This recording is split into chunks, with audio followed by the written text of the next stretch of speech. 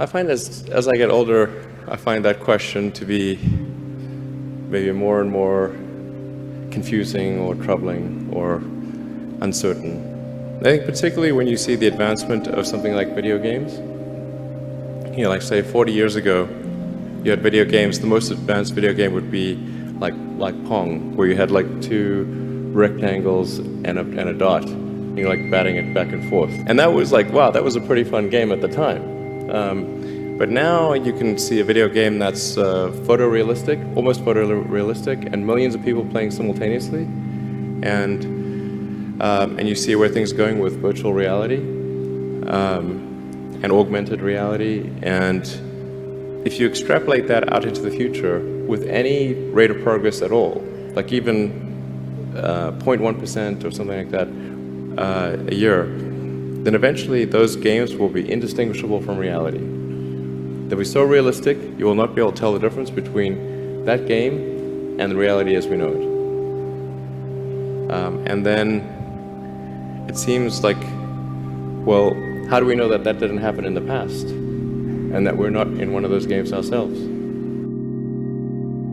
Even if that rate of advancement drops by 1,000 from what it is right now, then you just say, okay, well, let's imagine it's 10,000 years in the future, which is nothing in the evolutionary scale. So given that we're clearly on a trajectory to have games that are indistinguishable from reality, and those games could be played on any set-top box or on a PC or whatever, and there would probably be, billions of such, computers or set-top boxes, it would seem to follow that the odds that we're in base reality is 1 in billions. So the assumption then is that somebody beat us to it, and this is a game. No, there's a 1 in billions chance that this is base reality. Oh, okay. What do you think? Well, I think it's 1 in billions. Okay. I mean, that seems to be like clearly what it suggests. Right. And actually, I mean, arguably we should hope that that's true, because otherwise, if civilization stops advancing, then that may be due to some calamitous event that erases civilization. So maybe we should be hopeful that this is a simulation. Well, otherwise, either we're going to create simulations that are indistinguishable from reality, or civilization will cease to exist. Those are the two options.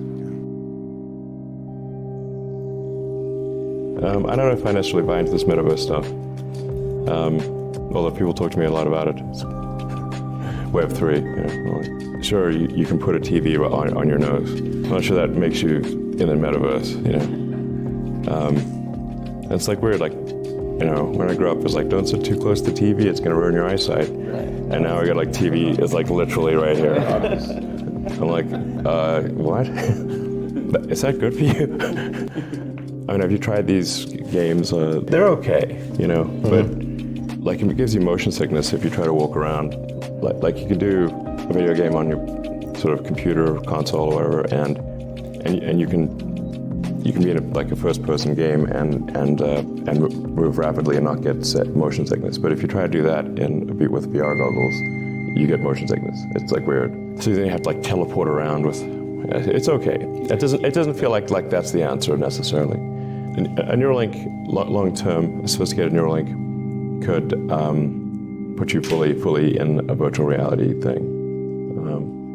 I don't see someone strapping a friggin' screen to their face all day and not wanting to ever leave. It seems no way. Yeah. I mean, does it feel like that to you? It doesn't seem like that to me. Yeah. It's like it gets uncomfortable to have this thing strapped to your head the whole time. Yeah, if it was like super light, it'd still be like, I don't know. It's not so like you want to be there all day. So, I think we're far from disappearing into the metaverse. This sounds just kind of buzzwordy, and I don't feel like hey, is this have I just gotten too old, and like, am I like one of those people who was like dismissing the internet, whatever, 95 as being like some fad or something that's never going to amount to anything?